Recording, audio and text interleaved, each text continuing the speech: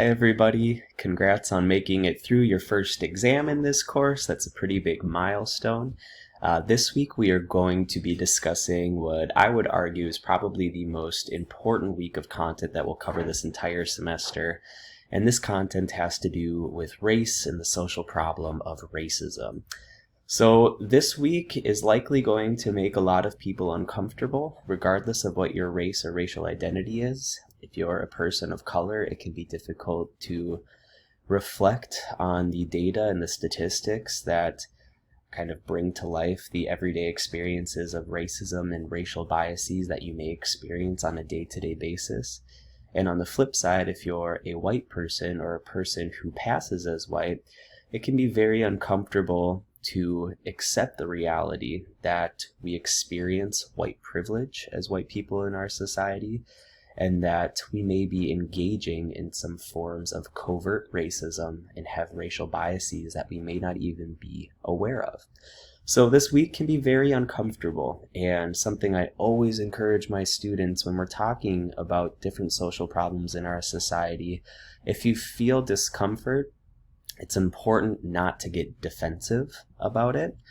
It's important to lean into that discomfort and to ask yourself a sociologist's favorite question: why? Why is it that I feel uncomfortable talking about the reality of systemic or institutionalized racism? Why is it that I feel uncomfortable admitting to the reality that I have racial biases?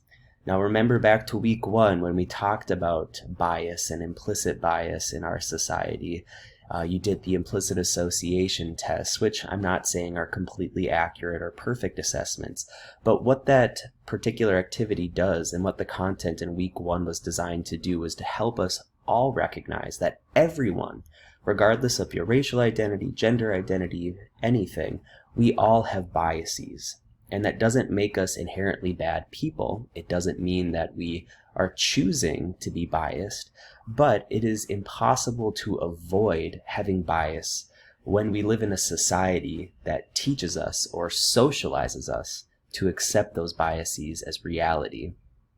So it's important to recognize no one is born a bigot, no one is born a racist in our society. But when we live in a society like the United States that was established upon the system of racism, it is impossible to ignore that reality that all of us are socialized to accept racist ideas, beliefs, and values that cause us inevitably to develop racial biases of our own. So there's a difference in recognizing that we all have racial biases. That does not mean that we are all racist. And so for my fellow white people, myself included, it's really important to do this really reflexive work of recognizing the racial biases that we do have and how we often are able to use our white privilege to help us ignore the realities of racism that continue to exist in our society today. So this content this week will likely make you uncomfortable. It should, I would argue, because it's an uncomfortable reality, specifically for white folks, to recognize that racism is still very much an institutionalized social problem in our society today. So if you experience this sense of discomfort in reading or viewing the content for this week, what I would strongly encourage you to do is to take a minute to pause, to reflect, to ask yourself why, perhaps do some journaling, have a conversation with a friend or a family member about these feelings of discomfort that you're having. Ask yourself why. If you need to visit me during my office hours, send me an email. I'm happy to have conversations about this because, like I said, this is one of the most important and pressing social problems that continues to affect our society today. So with that in mind, let me go ahead and kind of walk through the different pieces of content for this week that we'll be covering to help better understand race and the social problem of racism in the context of the United States today. Oops. Content folder for this week, week 6. All right, so the first thing I have in the content folder that doesn't have to do with the content specifically for this week, I include a mid-course evaluation. So this is something I like to do in all of my courses. You know, typically we wait to get our course evaluations at the end of the semester, But in my mind, that doesn't really make sense, because by the time I get that feedback from students about what they like, what they dislike about the course is over. So there's nothing I can do to implement those changes. So here we are entering week 6. We still have a little over half of the semester left. I want to send out just this informal course evaluation. It's just basically 5 open-ended questions where you can type in your thoughts about what you're liking about the course, what you don't like about the course, things you'd like to see more of or less of, suggestions you have for ways that I can improve the quality of this course. Anything you'd like to offer, I appreciate any and all feedback. It is anonymous, so I don't know who responds to what on this, so you can feel free to speak openly and freely about the course. I really do appreciate your feedback, because I like to design my courses to best cater the needs of that unique group of students. So please take a few minutes and answer these questions. It's not graded, and again, it's anonymous, so I don't know who's saying what, so you can feel free to speak openly. I just want to be able to make this course as enjoyable and as educational to you as possible. So please take a few minutes to complete that. The next piece of content, the first real piece of content, is a video titled Race in America, and this just does a really good job, I think, of kind of providing a historical context for how racism was established in the United States and how it's been maintained and preserved throughout history into the present. So thinking, again, with our sociological imaginations, remember C. Wright Mills said the sociological imagination helps us understand the connections between history and biography. Which is basically saying a sociological imagination allows us to understand the connections between our past and our present. And I think it's really important for people to see how racism has historically evolved throughout the history of the United States. A lot of people think that racism ended with the abolishment of slavery or with the civil rights movement in the 1960s. But reality is that racism is still very much embedded in the fabric of social institutions today. So this next video explains that in a little more detail. It explains systemic racism, which we also can refer to as institutionalized racism, to understand why racism continues to affect people today, why we still have racial biases today. And the quick answer to that is that it's because racism is built into a lot of these social structures or social institutions in our society today. For instance, racism is built into our housing market through this process called redlining. Racism is built into our education systems, which we learned a little bit about last week when we explored social problems in education. So this quick video does a good job illustrating that. The next link here is the reading from our textbook this week, which explains in more detail the sociological implications of racial and ethnic inequalities. I also included a short reading here on the history of voter registration, the racist history of voter registration. Since we just came out of an election year in 2020, I think it's important to recognize one of the big ways that racism continues to affect people today by disproportionately affecting the opportunities for people of color to actually exercise their right to vote in the United States. This graphic down here kind of breaks that down and explains really succinctly how racism affects voter suppression today.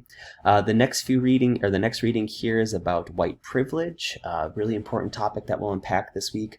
I also include a video here, Deconstructing White Privilege, with the sociologist Dr. Robin DiAngelo. She does a great job breaking down how white privilege is connected to both overt, but more importantly, covert systems of racism. So covert racism kind of refers to the more subtle ways in which racism is maintained in society today. One of the most important ways in which Dr. DiAngelo explains covert racism is through this idea of colorblind ideology.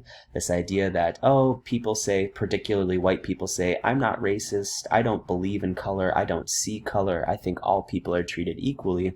And as Dr. DiAngelo explains, that's kind of this subversive way that white people try and make ourselves feel better about not acknowledging the realities of race and racism today. And as you can imagine, that becomes very problematic when people deny the reality or the existence of race and therefore racism.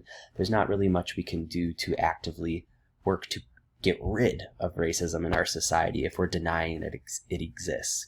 The next video here is a TED Talk by an individual named Verna Myers. I think she does a great job explaining how we can first of all recognize our own racial biases, but then more importantly, she offers really great advice about what we can do to address and to correct the biases that we have. And then the last piece of content I include is an interview with Dr. Ibram X. Kendi, who is a leading expert in anti-racism. So Dr. Kendi does a really good job distinguishing the difference between someone claiming to be not racist versus being anti-racist. So really pay attention to this video. This is a super important distinction.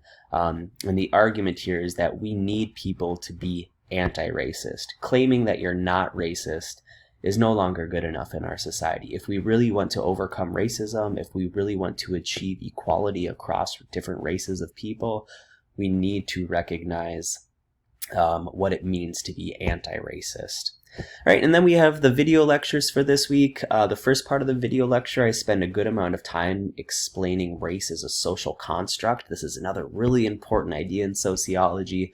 A lot of people think race is biological, that we're born into a race and that those biological differences are meaningful.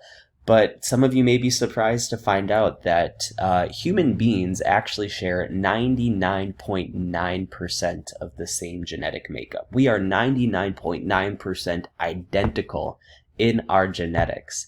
Race is therefore not something that is biological, that makes human beings biologically different. We assign meanings to things like skin color that make them seem very real and make them have real consequences on the way people are treated. But race itself is a social construct. We create race as people. We give meaning to things like skin tone that make race and systemic racism realities in our society. So pay attention to that. That's a really important distinction. I also then talk about institutionalized racism, racial bias, and those subconscious forms of covert racism that Dr. D'Angelo explains. So again, I hope you find the content this week to be really engaging. I hope you take time to reflect when you feel uncomfortable about any of the information that's presented to you, and I really look forward to reading your discussion posts this week while you unpack the significance of race and racism in the United States today. Take care, everyone. I hope you have a wonderful week.